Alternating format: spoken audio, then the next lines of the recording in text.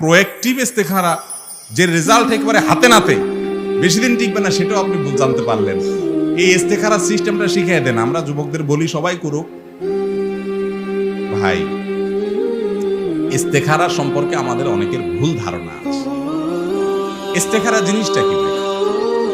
ইস্তেখারা শব্দের অর্থ হলো কল্যাণ কোথায় আছে সেটা খুঁজে বের করার জন্য দোয়া করা, কল্যাণ প্রার্থনা করা। ইস্তেখারা বাবে ইস্তেফালের মাসদার, ওলামায়ে কেরাম, মাদ্রাসার ছাত্ররা বুঝবেন। মানে হলো খায়ের বা কল্যাণ চাওয়া। ইস্তেখারা একটা দোয়া, মানে কল্যাণ চাওয়া, ভালো কিছু চাওয়া আল্লাহর কাছে। আপনি কোন একটা সিদ্ধান্ত নিতে যাচ্ছেন, বিয়ে করবেন, এই জায়গায় করবেন কি করবেন না, ব্যবসা করবেন, এই জায়গায় ইনভেস্ট করবেন কি করবেন না, বিদেশ যাওয়ার জন্য টাকা জমা দিবেন কি দিবেন না, এই কাজটা আপনি করবেন কি করবেন না, এটা নিয়ে আপনি সিদ্ধান্ত নিতে পারছেন না। তো সিদ্ধান্ত নেওয়ার জন্য আপনার যে চেষ্টা আছে সেটাতে করবেনই। পরামর্শ করবেন বিজ্ঞদের সাথে, পণ্ডিতদের সাথে, অভিজ্ঞদের সাথে মশওয়ারা করবেন, বুঝবেন, চিন্তা ভাবনা করবেন। এর পাশাপাশি আল্লাহর কাছে বিশেষ পদ্ধতিতে প্রার্থনা করবেন, দোয়া করবেন যে আল্লাহ, এই সিদ্ধান্তটার ক্ষেত্রে আমার যেখানে কল্যাণ হয় সেখানেই যেন আমার সিদ্ধান্তটা হয়, এই জন্য একটু দোয়া নিবেদন করবেন। এটা হলো ইস্তেখারা। বুঝতে পারছি? এই দোয়া নিবেদনের একটা বিশেষ পদ্ধতি আছে। সে সম্পর্কে একজন সাহাবী বলেছেন যে রাসূল আকরাম সাল্লাল্লাহু আলাইহি ওয়াসাল্লাম আমাদেরকে কোরআনের সূরা যেরকম শিক্ষা দিতেন, ঠিক ইস্তেখারা সেইভাবে শিক্ষা দিতেন। কিভাবে সেটা? সেই পদ্ধতি হলো, আপনি কোন একটা ডিসিশন নিতে গিয়ে হিমশিম খাচ্ছেন, সিদ্ধান্তহীনতায় ভুগছেন, দাঁড়িয়ে প্রথমে সুন্দর করে 2 রাকাত নামাজ পড়েন। কয় রাকাত নামাজ? ওযু করে 2 রাকাত নামাজ পড়েন। যে কোনো নামাজ পড়ার সময়ে পড়তে পারেন, এশারের পরে পড়েন, যোহরের পরে পড়েন, হ্যাঁ, সারা রাতের যে কোনো সময় পড়েন, মাগরিবের পরে পড়েন, 2 রাকাত নামাজ পড়েন। 2 রাকাত সালাত আদায় করার পর সালাত শেষে আল্লাহর কাছে একটা দোয়া করেন। দোয়াটা কি? আল্লাহুম্মা ইন্নী আস্তাখিরুকা বিইলমিকা ওয়া আস্তাকদিরুকা বিকুদরাতিকা ওয়া আসআলুকা মিন ফাদলিকাল আযীম ফাইন্নাকা তাকদিরু ওয়া লা আকদিরু ওয়া তা'লামু ওয়া লা আ'লামু ওয়া আনতা আল্লামুল গুয়ুব। আল্লাহুম্মা ইন কুনতা তা'লামু আন্না হাযাল আমর খায়রুল লি ফি দীনি ওয়া মাআশি ওয়া আকিবাতি আমরি ফায়াসসিরহু লি ওয়া ইন কুনতা তা'লাম আন্না হাযাল আমর শাররুল লি ফি দীনি ওয়া মাআশি ওয়া আকিবাতি আমরি ফাসরিফহু আন্নী ওয়াসরিফনি আনহু ওয়াকদুর লিয়াল খায়র হাইসু ওয়াকদুর লিল খায়র হাইসু কান সুম্মা আরদিনি বিহি। এগুলো দোয়া। এই দোয়া আপনি লিখে মুখস্থ করে নিতে পারেন, দেখে দেখেও পড়তে পারেন, অথবা বাংলায়ও আপনি আল্লাহর কাছে প্রার্থনা করতে পারেন। তবে হাদিসের ভাষাটা হুবহু মুখস্থ করাটা ভালো। দোয়াটার বাংলা কি?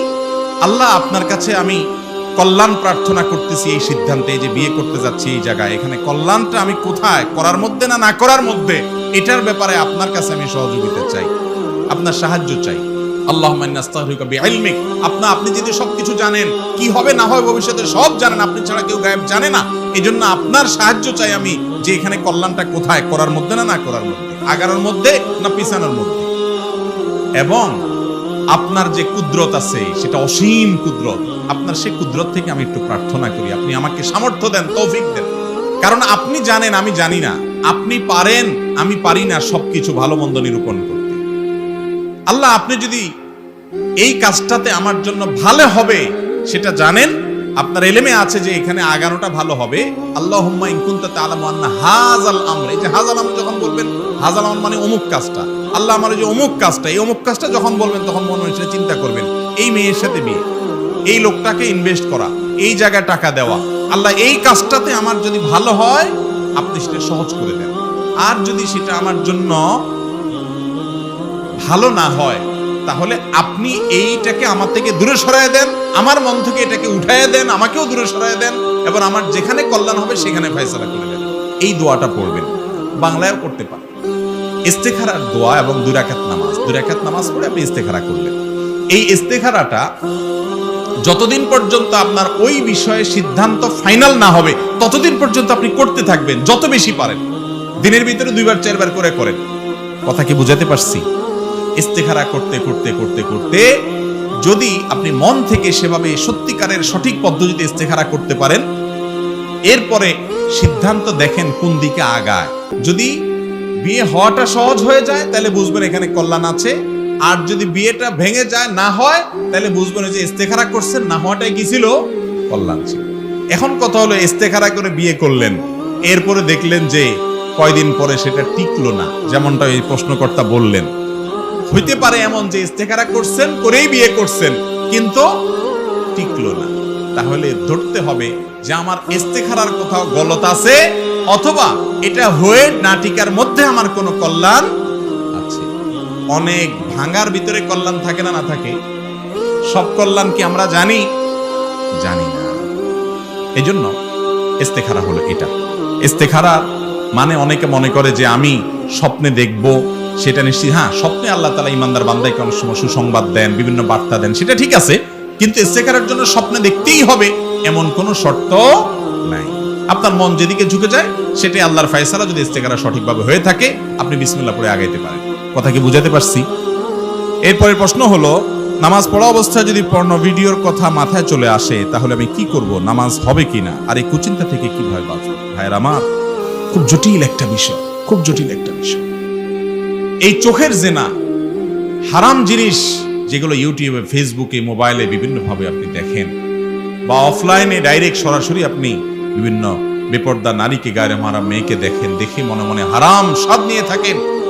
এই অপরাধ এত ভয়াবহ যে এই অপরাধটা থেকে মানুষ সিজদা গিয়ে পর্যন্ত বাঁচতে পারে না। আকরাবু মা ইয়াকুনুল আবদু মির রাব্বিহি ওয়া হুয়া সাজিদ। বান্দা আল্লাহর সবচেয়ে কাছে যেতে পারে কখন ভাই? যখন সিজদায় চলে যায়। সিজদায় যখন যায় আল্লাহর সবচেয়ে নিকটে চলে যায়, কপাল পোড়া ওই সময়টাতে তার চোখের সামনে হারাম জিনিস ভাইসা ওঠে। আল্লাহর সবচেয়ে রহমতের কাছাকাছি গিয়া রহমত থেকে বঞ্চিত হয়ে বরং হারাম জিনিস ভাইসা ওঠে, কারণ সারাদিন সেটা দেখে। এত ডেঞ্জারাস বিষয় হারাম জিনিস। বাঁচতে চান, একমাত্র করণীয় হারাম জিনিস দেখা ছেড়ে দেন। কিছুদিন হয়তো আপনাকে শয়তান ডিস্টার্ব করবে, কিছুদিন আপনার চোখের সামনে আনবে, কিন্তু আপনি আনার সঙ্গে সঙ্গে যখন মনে হবে, আপনি চিন্তা করবেন আমি কোথায় দাঁড়ায় আছি, কার সামনে আছি, কোথায় দাঁড়িয়ে আমি কার সামনে দাঁড়িয়ে হারামের কথা, হারামের দৃশ্যের কথা আমার স্মৃতিতে আনছি। আপনার বুক প্রকম্পিত হবে। সাথে সাথে নিজেকে ভৎসনা করে, আত্মশাসন করে, নিজেকে নিজে শাসন করে, বকা দিয়ে মনে মনে নামাজ কন্টিনিউ করেন। নিয়মিত যদি চোখের জেনা ছেড়ে দেন, আপনি নিশ্চিন্ত থাকেন, নিশ্চিন্ত থাকেন ইনশাআল্লাহ। আপনি বেশ কিছুদিন যদি নিজেকে হারাম জিনিস দেখা থেকে সরায় আনতে পারেন, নামাজে শয়তান বেশি দিন আপনাকে ডিস্টার্ব করতে পারবে না। কিছুকাল পরে দেখবেন ইনশাআল্লাহ এগুলো সব ভুলে গেছেন। চেষ্টা করা যাবে না ইনশাআল্লাহ? আল্লাহ আমাদেরকে তৌফিক দান করুন। আমাদের এলাকায় মহিলারা দোকান করে বেপর্দা অবস্থায়, কিন্তু বলার পরেও তারা দোকানদারি করেন বেপর্দায়। তাদেরকে আমরা যুবকরা কিভাবে বোঝাতে পারি, পর্দা করাতে পারি? দেখুন, মহিলাদেরকে আল্লাহ রাব্বুল আলামিন বাসার ভেতরটা সামলানোর দায়িত্ব দিয়েছেন, তারা হলেন স্বরাষ্ট্র মন্ত্রণালয়ের দায়িত্বপ্রাপ্ত।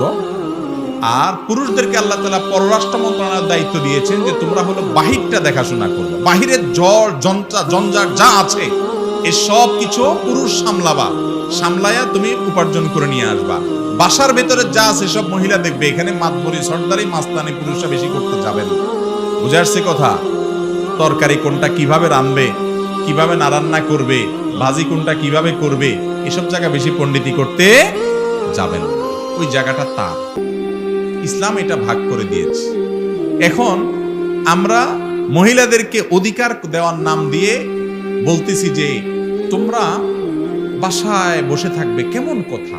জগৎটাতে দেখবা না, একটু বাইর হও, দোকানদারি করো, হ্যাঁ, খেতে কাজ করো, বিভিন্ন জায়গায় কাজ করো। এই কথাগুলো যারা বলে তাদেরকে আমাদের সমাজে বলে নারীবাদী। তাদেরকে কি বাদী বলে ভাই? নারীবাদী। নারীবাদীরা প্রমাণ করার চেষ্টা করে, দাবি করার চেষ্টা করে, বোঝানোর চেষ্টা করে আমরা নারীর মুক্তির জন্য এসেছি। ইসলাম নারীকে বোরকার মধ্যে ঢুকে ফেলছে, হায় হায় কত কষ্ট হয়ে যাচ্ছে, বাইর করো। কারণ শিয়াল মুরগির স্বাধীনতা চায়। দুনিয়ার সব শিয়ালের বক্তব্য হলো যে মুরগি কেন খাঁচায় থাকবে, মুরগি কেন বন্দি দশায় থাকবে, খোঁয়াড়ে থাকবে, মুরগিকে মুক্ত করতে হবে, হে মুরগি তুমি স্বাধীন হও, দেখো জগৎটাকে। এটা সব শিয়ালের বক্তব্য। এই জন্য অনেক বড় বড় লম্বা লম্বা কথা বলা নারীবাদীদের দেখা যায় যে বইয়ে ফোন করে পুলিশ হাজির করছে। দেখেন না আপনারা? কি বলেন, দেখেন না আপনারা? নিউজ দেখে ফেলছেন অলরেডি? সারাদিনই তো হইতে থাকে, সারাদিনই তো দেখতে থাকে। কারণ ভাই, মেয়েদেরকে আল্লাহ তাআলা সৃষ্টিকর্তা প্রাকৃতিক ভাবে কিছু ডিউটি দিয়েছেন, সেটা চাইলেও আমরা চেঞ্জ করতে পারি না। যেমন সন্তান গর্ভে ধারণ করা, এটা পুরুষের কাজ না মহিলার কাজ? মহিলার কাজ। মহিলার কাজ যদি সন্তান গর্ভে ধারণ করা হয়, পুরুষ এটা করতে পারবে? পারবে। তাহলে গর্ভধারণ করাটা তো 2-4 দিনের কাজ না, 10 মাস 10 দিন। এরপরে সন্তান প্রসব হওয়ার পরে সন্তানের রিজিক, খানাটা আল্লাহ তাআলা কোথায় দিয়ে রাখছেন? মায়ের বুকে। কতদিনের ডিউটি? 2 বছর। তাহলে 2 বছর পর্যন্ত দুধ খাওয়াইলো, 10 মাস পর্যন্ত পেটে রাখলো, মোট 3 বছর। আর এরপরেই তো শেষ না, এরপরে তো আরো আছে। 4, 5, 6 বছর পর্যন্ত হ্যাসেল টানে কি বাপে না মায়ে? বাপে চাইলেও কি তার বুকে দুধ আসবে কোনোদিন? চাইলেও কি সন্তান গর্ভে রাখতে পারবে কোনোদিন? যদি 2টা করেও সন্তান হয় তাহলে 5, 5, 10 বছর। আরে ভাই, বিয়ের পরে যদি 10 বছরে গাড়ি টানতে টানতে চাইবে, স্যার ভোগের টাইমটা কখন? তাহলে বুঝার চেষ্টা করেন, তার যে প্রাকৃতিক ডিউটি সেগুলো তো সে করাই লাগতেছে। আপনি পুরুষ সেগুলোর বোঝা বহন করতে পারতেছেন না, উল্টা বরং সংসারের উন্নতির জন্য আপনি 10,000 20,000 টাকা কামান, আর বউরেও লাগাই দিচ্ছেন 10,000 20,000 কামাইয়ের জন্য।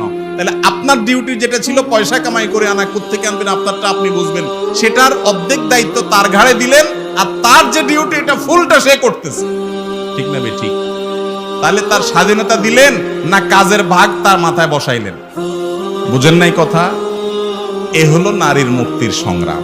আমাদের যে সমস্ত বোনদেরকে দিয়ে স্বামীরা দোকানদারি করা, একান্ত নিরুপায় যে সমস্ত বোনরা বাধ্য হয়ে কাজ করেন বাইরে, তাদের কথা ভিন্ন, পর্দার পরিসরে তারা করতে পারেন। আর বাসার মধ্যে থেকে নারী যদি উদ্যোক্তা হয়, ব্যবসা বাণিজ্য করে, সেটা কি ইসলাম নিষেধ করে না? আমাদের আম্মাজান খাদিজা রাদিয়াল্লাহু তাআলা আনহা ব্যবসা করেছেন না করেন নাই? কিন্তু ব্যবসা করতে গিয়ে তিনি কি বাইরে দোকানদারি করেছেন? অন্য পুরুষদের সাথে কেনাবেচা করেন নাই। ভাই, নারীবাদীরা বলে আমরা নারীর কল্যাণ চাই, নারীর লাভ চাই। বাটপারের একটা ছোট্ট নমুনা দেখাই আপনাদেরকে। আচ্ছা, যুবতী নারীদের বেশি উপকার করা দরকার না বৃদ্ধা নারীদের বেশি উপকার করা দরকার? কারণ বৃদ্ধা বয়সে দেখা যায় বেচারির স্বামী মারা গেছে, ছেলে মেয়েরা অনেক সময় দেখাশোনা করে না, করলেও বেচারি একাকী হয়ে যায়, নিঃসঙ্গ থাকে, অনেক ব্যাপার স্যাপার থাকে। তাহলে বৃদ্ধা নারী যারা আছে তাদের কেয়ারটা বেশি দরকার, ঠিক না ঠিক? নাকি যুবতীদের কেয়ার করা দরকার? আরে ভাই, যুবতীদের কেয়ার করার লোকের অভাব আছে? বিয়ে হলে নতুন নতুন জীবনে স্বামী তো কেয়ার করেই, বিয়ে না হলে বাপে কেয়ার করে, ভাই কেয়ার করে, কেউ না কেউ কেয়ার করে। হারাম সম্পর্ক করে যে দুষ্ট বদমাই, সেটাও কেয়ার করে কম বেশ, ঠিক না ঠিক? যুবতী নারীর কেয়ার করার লোকের অভাব হয়। অভাব হয় কার? বৃদ্ধা। এই নারীবাদীকে দেখবেন না যে রিসিপশনে কোনো বৃদ্ধা মহিলা বসাই। আরে ভাই, রিসিপশনের চাকরিগুলা বৃদ্ধা মহিলাদেরকে দাও, যে বেচারীদের জন্য একটা সহজ কাজ, রিসিপশনে দাঁড়ায় থাকবে, বসে থাকবে, এই কাজটা এদের জন্য উপযোগী। ওই জোয়ান মহিলাগুলা সেগুলো আরে কষ্টের কাজ দাও, বাদ দেওয়ার দরকারই নেই তাদের, কেয়ার তো এদের দরকার। এরা বলে নারীবাদী, যাদের যেই নারীর কেয়ার করা দরকার সে নারীরে চাকরি দিবে না, বলবে যে সুন্দরী হইতে হবে, তরুণী হইতে হবে, যুবতী হইতে হবে, অবিবাহিত হইতে হবে, লম্বা চড়া হইতে হবে, তারপর চাকরি দিব। এ কি নারীবাদী না নারী লোভী? সন্দেহ আছে কোনো? আমরা ধোকায় পড়ে যাই। আবার ভুল বুঝেন না, ইসলাম মহিলাদের কাজ কাম পড়ালেখা করতে, খবরদার। ছেলেদেরকে যেরকম পড়াবেন, মেয়েদেরকে সুশিক্ষা শিক্ষিত করবেন, মেয়েদেরকে ডাক্তার বানাবেন, পর্দা পশিদা যতটুকু মেনটেন করে সম্ভব, যাতে নারীদের চিকিৎসা নারীরা দিতে পারে, পুরুষদের কাছে যেতে না হয়, তাদেরকে সুশিক্ষা শিক্ষা দিবেন। বাসা বাড়িতে থেকে যদি কিছু করা লাগে করবে। কোন নারী যদি নিরুপায় হয়, তার স্বামী অত্যাচারী হয়, অথবা মারা যায়, বিধবা হয়, নিরুপায় হয়, বাপ ভাই খোঁজ খবর না নেয়, বেচারি বাধ্য হয়ে বাইরে উপার্জন করতে যায়, হালাল পরিবেশের মধ্যে, পর্দার মধ্যে থেকে নিজেকে ফিতনা থেকে মুক্ত রেখে সে করবে, সেটা ভিন্ন বিষয়।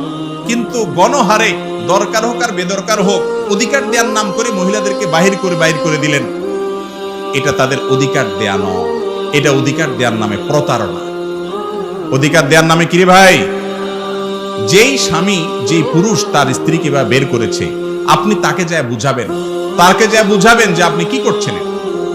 আর ওই বোনকে বলবেন, বোন, তোমাকে রিসিপশনে দেখে, দোকানে দেখে, কাস্টমার তোমার সাথে কথা বলে, তোমাকে নিয়ে বাজে চিন্তা করে, এটা কি তোমার মনে হয় না?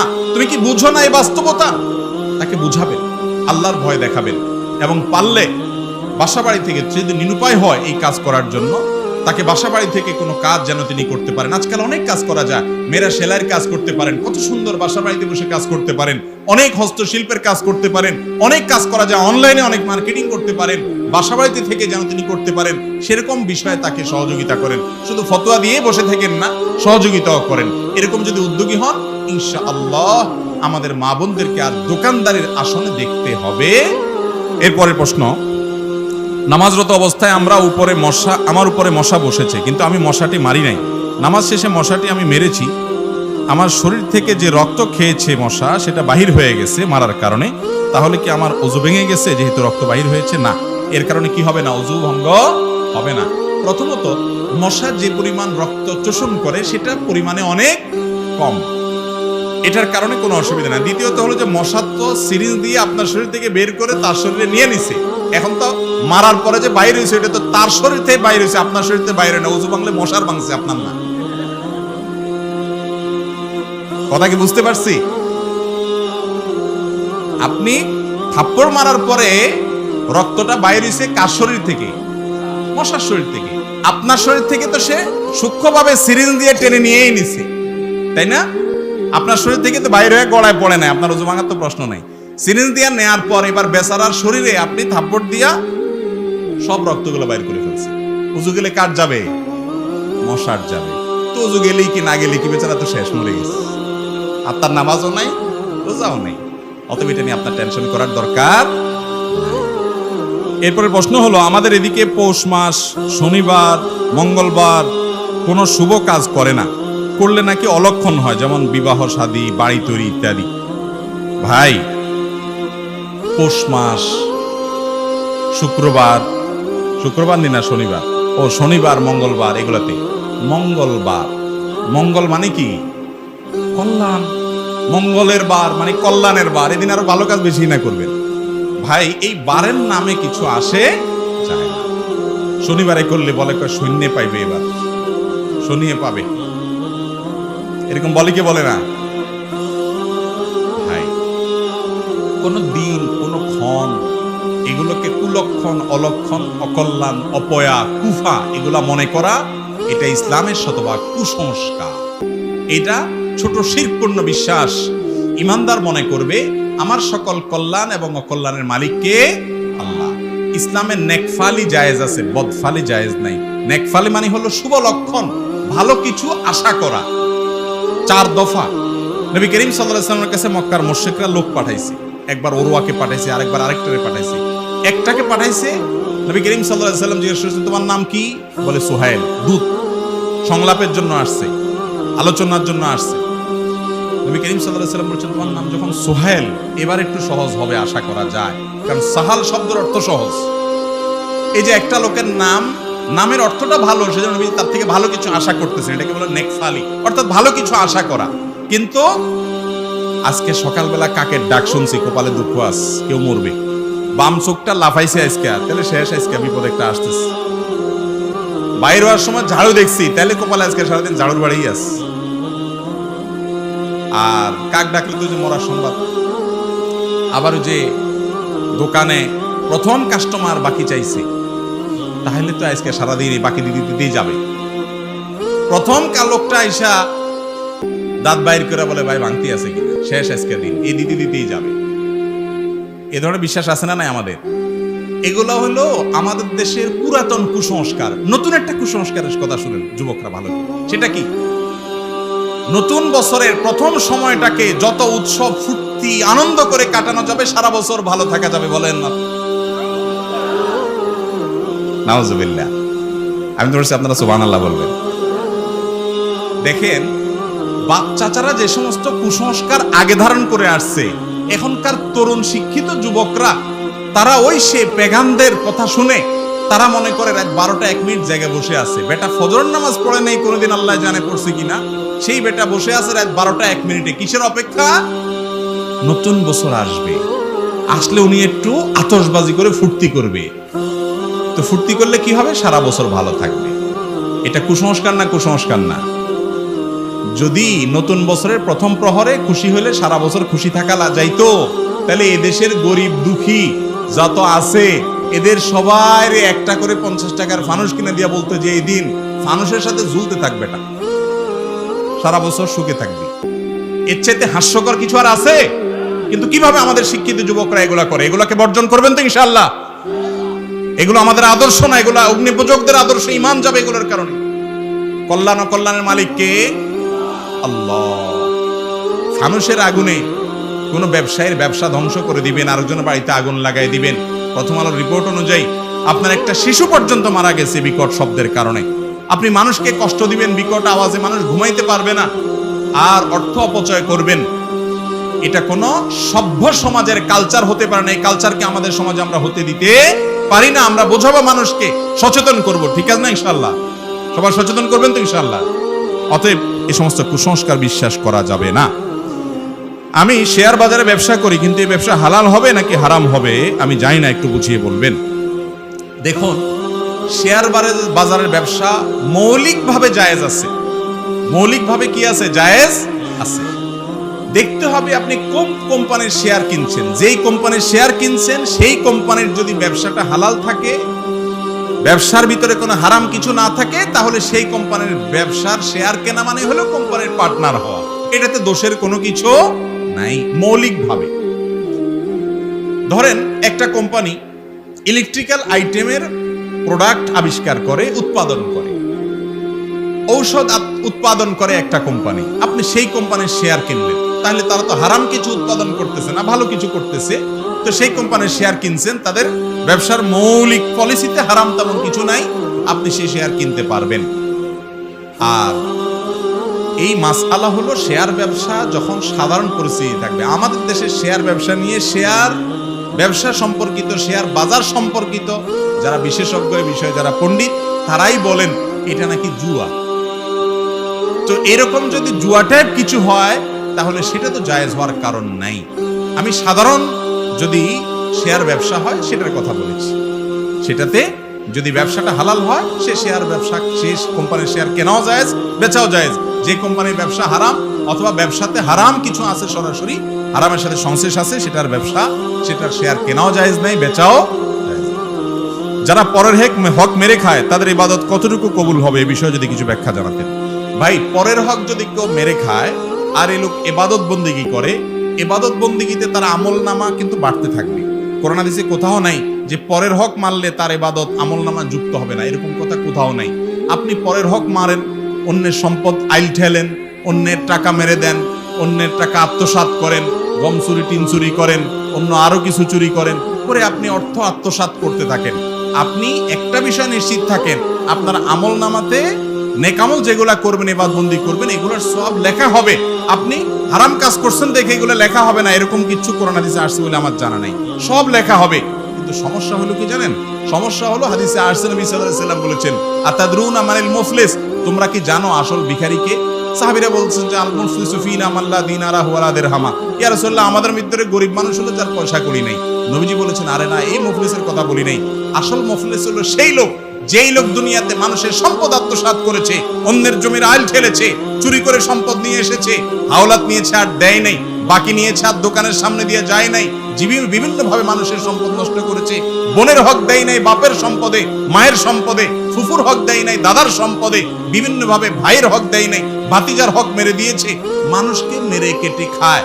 আবার অনেক আমলও করেছে, মাশাআল্লাহ, মাহফিলে 2 লাখ দিয়েছে, হুজুর বলে হাজী সাহেবকে আল্লাহ জান্নাত দিয়ে দেন, বলেন সুবহানাল্লাহ, সবাই বলে আমিন।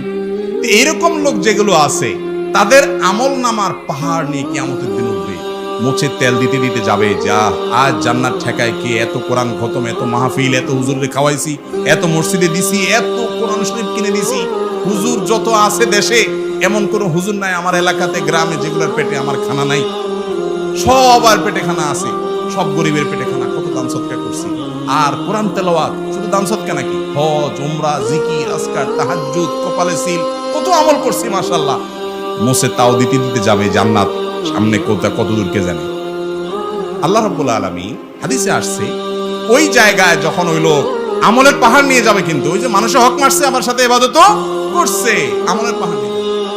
তখন আল্লাহর কাছে কিছু লোক এসে ঘিরে ধরবে তাকে, ঘিরে ধরে বলবে, আল্লাহ, এই যে লোক, ইয়া বড় হাজি সাহেব, গাজী সাহেব, শেখ সাহেব, মুফতি সাহেব, মালানা সাহেব, সভাপতি সাহেব, সেক্রেটারি সাহেব, কেশিয়ার সাহেব, সদস্য সাহেব, কমিটি সাহেব, অমুক সাহেব, তমুক সাহেব, এই সাহেব অনেক আমল করছে, আল্লাহ সব ঠিক আছে, মাগার আল্লাহ আমি একজন রিকশাওয়ালা ছিলাম, অন্যায়ভাবে আমাকে একদিন একটা থাপ্পড় দিছে, ভাড়াটা দেয়নি। আমি তো দুনিয়াতে আর জোর করে আদায় করতে পারি না, ক্ষমতা ছিল না। তুমি তো আহকামুল হাকিমিন, তুমি তো সকল বিচারকদের শ্রেষ্ঠ বিচারক, তোমার তো ফামাই ইয়ামাল মিসকালা যাররাতিন শাররান ইয়ারা, চুল পরিমাণ খারাপ কিছু করলেও তুমি তার বিচার করার কথা, আমি আজকে বিচার চাই। আল্লাহ বলবেন, এখন তো আর টাকা ফেরত দেওয়ার সুযোগ নাই, ঠিক আছে, আমল যেগুলা কষ্ট করে নিয়ে আসছো ওখান থেকে তাকে কিছু দিয়ে মামলা নিষ্পত্তি করে দিবেন, যাও তুমি চলে যাও। আরেকজন আসবে, আরেকজন আসবে, আরেকজন আসবে, আরেকজন এসে বলবে, আমার আইল ঠেলছে আল্লাহ, আমি জানতাম না। আরেকজন বলবে, আল্লাহ আমার লাউটা চুরি করে নিয়ে গেছে। আরেকজন বলবে, আল্লাহ দোকান থেকে বাঁচি নিয়ে ধারে কাছে হাঁটে নাই। আরেকজন বলবে, আল্লাহ বিচারের নাম দিয়ে আমার কাছ থেকে টাকা নিয়ে বিচার করছে, নেতা ছিল এলাকার। এক একজন এক এক মামলার আসামি, মামলার বাদীরা আসবে, আল্লাহ তাআলা সবাইকে তার দাবি অনুযায়ী, যদি প্রমাণ সত্য হয়, কেউ তার মিথ্যা সেদিন বলবে না, সব দিয়া বিচার করবেন। তার আমল সব শেষ হয়ে যাবে, দেনাদার তখনও, পাওনাদার তখনও থাকবে। এবার তো আমল শেষ, কি দিয়ে দিবে? এবার তাদের পাপের বোঝা দিতে থাকবে, যে তুমি তার হক নষ্ট, তারপর বোঝা নাও। এখন নিতে নিতে নিতে নিতে আমলের সব শেষ হইয়া পাপের বোঝা নিয়া তারপর সে জাহান্নামে নিক্ষিপ্ত হবে। তাহলে অন্যের হক আত্মসাৎ করে, মানুষের হক নষ্ট করে, মানুষকে কষ্ট দিয়ে, মানুষের প্রতি অবিচার করে, আমলের পাহাড় আর ইবাদতের পাহাড় করে কোনো লাভ হবে? আল্লাহ আমাদেরকে বুঝার তৌফিক দান করুন। আমল খুব বেশি দরকার নাই বাবারে, ফরজ মেন আমলগুলা করেন, কোন মানুষের হক নষ্ট করিয়েন না, আপনি নিশ্চিন্ত থাকেন, আপনি জান্নাতে যাবেন ইনশাআল্লাহ।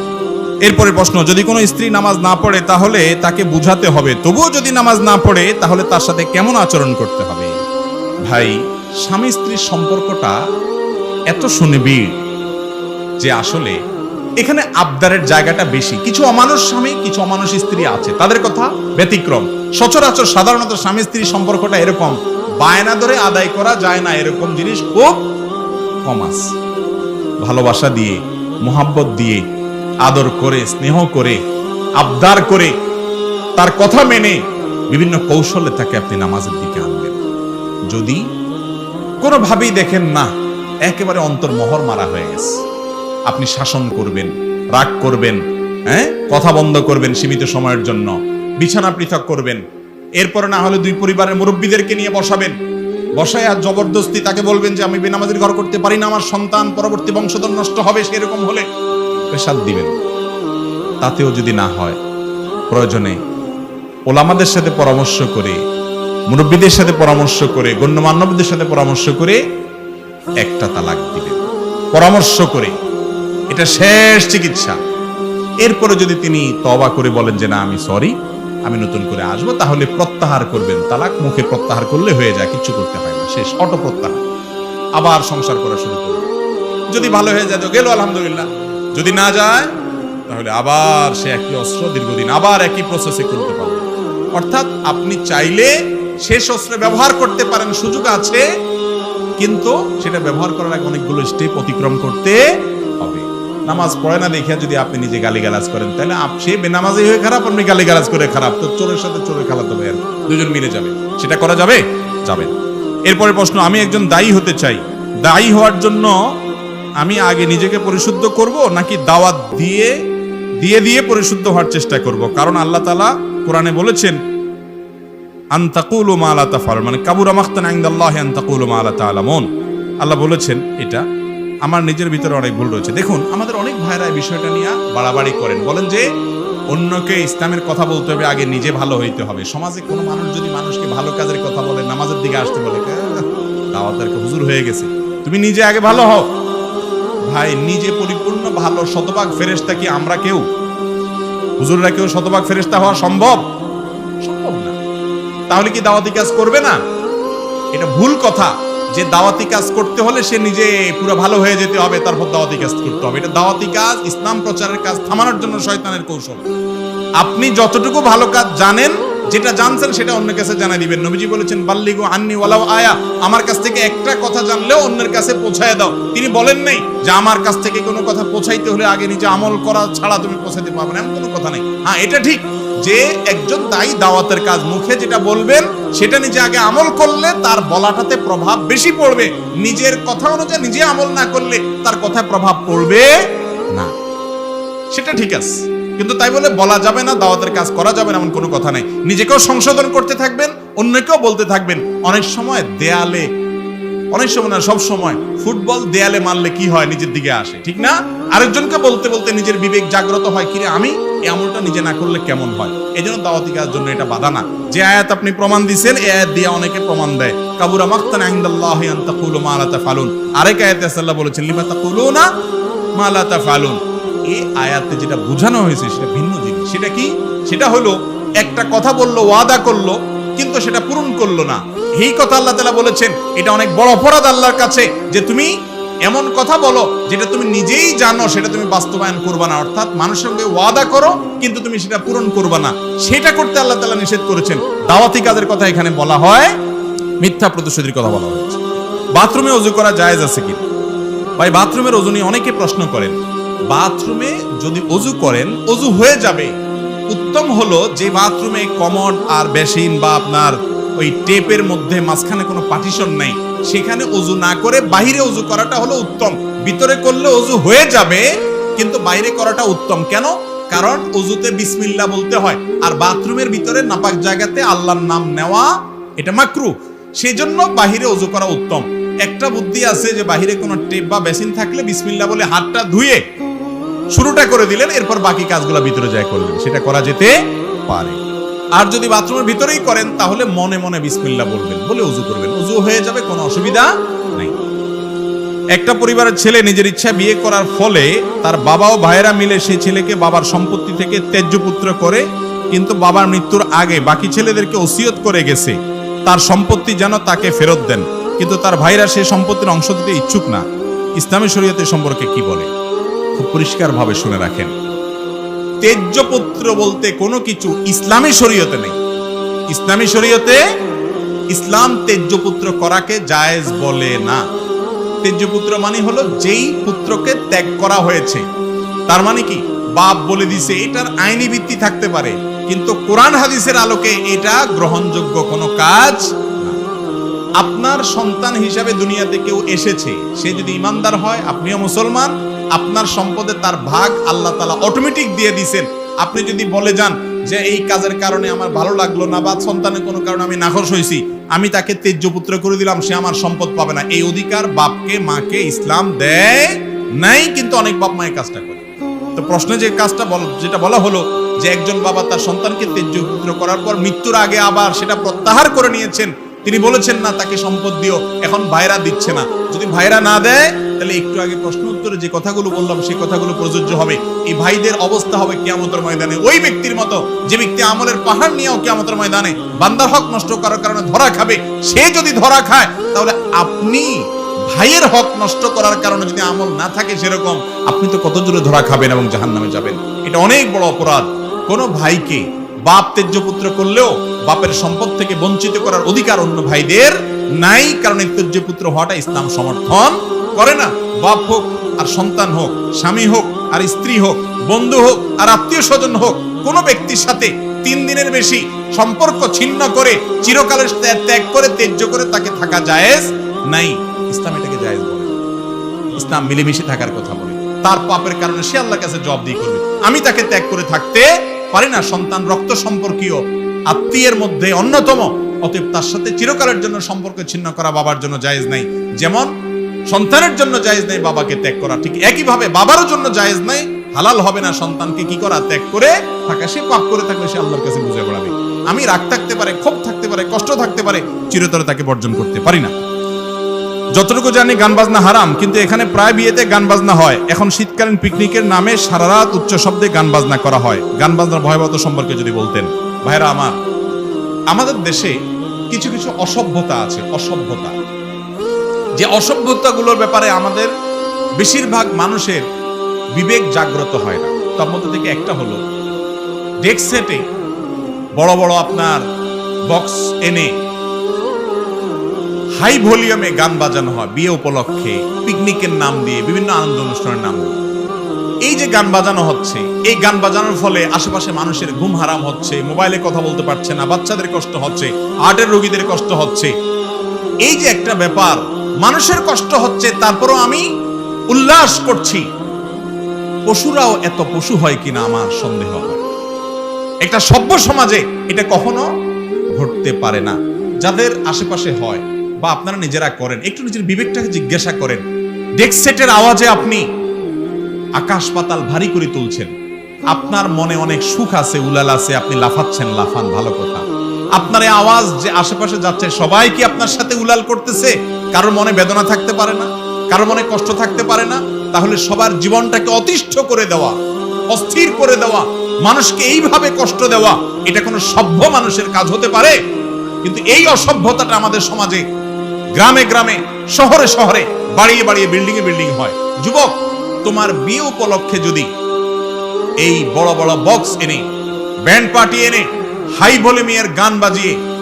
ভলিউমে গান বাজিয়ে আশপাশের মানুষের জীবনকে অতিষ্ঠ করো, মানুষকে কষ্ট দাও, তোমার বিবাহে, তোমাদের দাম্পত্য জীবনে সুখ হবে না, সুখ হবে না, সুখ হবে না। আল্লাহর গজব আসবে, কারণ মানুষের বদদোয়া সেখানে আসে। নিজের বিবেককে একটু জিজ্ঞাসা করেন, এত বড় বর্বরতা, অসভ্যতা কিভাবে আমি করতে পারি? আপনার গান শুনতে মনে চাইছে, আপনি গান শুনতে শুনতে জাহান্নামে চলে যান, আপনারা কে নিষেধ করছে? আপনি আমাকে শুনতে বাধ্য করার এখতিয়ার আছে আপনার? শুধু গান নয়, ইসলামের কথাও জোর করে হাই ভলিউমে আশপাশের লোকদের ঘুম হারাম করে শোনানো জায়েজ নাই। মাইকের যে আওয়াজ হয়ে থাকে ওয়াজ মাহফিলে, আমরা সব সময় বলি আলহামদুলিল্লাহ, বাংলাদেশে ওয়াজ মাহফিলে গুণগত পরিবর্তন আমরা দেখতে পাচ্ছি। যে মাইক প্যান্ডেলের ভেতরে সীমাবদ্ধ রাখা হচ্ছে, প্যান্ডেলের বাইরে সীমিত পরিসরে এমন জায়গা দেওয়া হচ্ছে যে মানুষের জীবনযাত্রা ব্যাহত হবে এরকম না, যারা চায় তারা শুনতে পারবে, এরকম পর্যায়ের ব্যবস্থাপনা হচ্ছে। আমরাও নির্দেশনা দিচ্ছি। এমনকি ইসলামের নাম দিয়েও যদি এরকম করে, সেটা গুনাহের কথা। অনেক লোক দেখবেন বাসে যাচ্ছে কোথাও, আর ঝাঁকানাকা গান মোবাইলে চালাই দিচ্ছে, আশেপাশে বেচারা কেউ গান শুনবে না, কেউ ওয়াজ শুনবে, নাকি সে একটু ঘুমাবে, না অন্য কিছু চিন্তা করবে, না মোবাইলে কথা বলবে, এসব দেখা দেখি নাই। এই যে আরেকজনকে কষ্ট দিচ্ছেন, এটা কোনো সভ্য ভদ্র মানুষের কাজ হতে, এটা কোনো মুসলমানের কাজ হতে পারে। নবী করিম সাল্লাল্লাহু আলাইহি সাল্লামের মসজিদে একবার এক লোক জোরে কোরআন তেলাওয়াত করছে, তিনি এতে কাফের। তিনি লোকটাকে ডাকে বলছেন, এদিকে আসো, তুমি কোরআন তেলাওয়াত শুনাইতে চাচ্ছ যে মালিককে, তিনি তো আলিমুম বিদাতিস সুদূর, তিনি তো মানুষের অন্তরের কথাও শুনে, তুমি কেন চিৎকার করছো, জোরে আওয়াজ কেন করছো? আশপাশে মানুষ জিকির আজকার কিয়ামত বন্দি করবে, তার ক্ষতি হবে। রমজান মাস আসলে দেখবেন মাইকে মানুষকে সাহারি খাওয়ার জন্য জাগানোর নাম দিয়া মুয়াজ্জিন শব্দের গজলের চোটে, ওইটা আর গজল থাকে না, গজবে পরিণত হয়ে যায়। ঠিক না ভাই? ঠিক। তাহাজ্জুদ পড়বে একজন, মুখ দিয়া ইবাদত আসে না, জিকির আজকার আসে না। ঠিক না ভাই? ঠিক। আরে ভাই, মাইকে এই কাহিনী করার দরকার কি? আগে তো মুয়াজ্জিন সাহেবরা কষ্ট করা লাগতো, এখন তার কষ্ট নাই। এখন কলর রব আছে, কত রব আছে, শুধুমাত্র ইউটিউব চালা দিয়া মুয়াজ্জিন সাহেব নাকে তেল দিয়ে ঘুমাইতেছে। এই যে কাজ, এগুলো ভালো কোনো কাজ না, দেখতে মনে হয় ভালো কাজ। আরে ভাই, এখন সবার ঘরে ঘরে অ্যালার্ম আছে, মোবাইলে অ্যালার্ম হয়, কল করতে পারে একে অন্যকে। তারপরে যদি ডাকতে চান, আপনি তাকে জাস্ট উঠার জন্য যতটুকু দরকার হয়, যে মাইকের আওয়াজের জন্য অনেক অপেক্ষা করে, যদিও এই কালচারতে বের হয়ে আসা উচিত, কিন্তু আপনি আধা ঘন্টা 1 ঘন্টা ধরে এটা করতে পারেন, এটা জায়েজ না। স্বামীর নাম ধরে ডাকা যাবে কিনা? স্বামীর নাম ধরে ডাকা যাবে কিনা? স্বামী সাধারণত স্ত্রীর চাইতে বয়সে বড় হয়, আর তাছাড়া আল্লাহ রাব্বুল আলামিন তাকে স্ত্রীর অভিভাবক হিসাবে, দায়িত্বশীল হিসাবে রেখেছেন, যার কারণে তাকে সম্মান দিয়ে কথা বলবে। তিনি ভালোবাসার পাত্র, তিনি নিজের পরম বন্ধু, তিনি জীবন সঙ্গী, একই সঙ্গে তিনি অভিভাবকও বটে। এই জন্য তাকে সম্মান প্রদর্শন করবে। কিন্তু সম্মান প্রদর্শন করার বিষয়টা, এটা ভ্যারি করে অঞ্চলের উপরে, কালচারের উপরে। যেমন পৃথিবীর অনেক দেশ আছে, যে দেশগুলোতে বড় ভাইকেও নাম ধরে ডাকে, সবাই সবার নাম ধরে ডাকে, এটাকে তারা দোষের কিছু মনে করে না, কারোর গালি আর কারোর বুলি, এরকম আর। বুঝতে পেরেছেন? তো এই রকম জায়গাতে নাম ধরাতে কোনো অসুবিধা নাই। কিন্তু যেই সমাজে সাধারণত বড়দেরকে নাম ধরে ডাকা হয় না, সেখানে সিনিয়র কাউকে নাম ধরে ডাকাটা হলো অসম্মান। সেখানে অমুকের বাপ, তমুকের বাপ, বা আমাদের যে মহিলারা বিশেষ করে মা চাচিদেরকে আমরা দেখতাম যে তারা কি কি ধরে ডাকতো, আপনার শুনছেন নি? তারপরে আরো কি কি জানি বলতো, হ্যাঁ কক্সবাজারে কি হয়, কন্যার বাপ। যাই হোক, তো ইঙ্গিতে টিঙ্গিতে ডাকার একটা কালচার ছিল। নাম ধরে ডাকলে যদি স্বামী এটাকে দোষণীয় কিছু মনে না করে বা সমাজ এটাকে দোষণীয় কিছু মনে না করে, এরকম সমাজে নাম ধরে ডাকাতে কোনো অসুবিধা নাই। বিভিন্ন হাদিস দ্বারা নাম ধরে ডাকার বিষয়টা সাব্যস্ত আছে, কিন্তু অসম্মানজনক মনে করা হলে সেটা করা উচিত না। মৃত বাবাকে বারবার স্বপ্নে দেখলে কি হয়? মৃত বাবাকে যদি বারবার স্বপ্নে দেখেন, তাহলে স্বপ্নে কি অবস্থায় দেখেছেন এটার উপর নির্ভর করে ব্যাখ্যাটা কি হতে পারে। স্বপ্নের ব্যাখ্যাটা ইসলামের অনেক বড় একটা সম্পদ, কিন্তু দুঃখের বিষয় কি জানেন, ইসলামের এই স্পিরিচুয়াল দিকটা আজ, আধ্যাত্মিক দিকটা আজ হারিয়ে যাচ্ছে। আমি নিজেও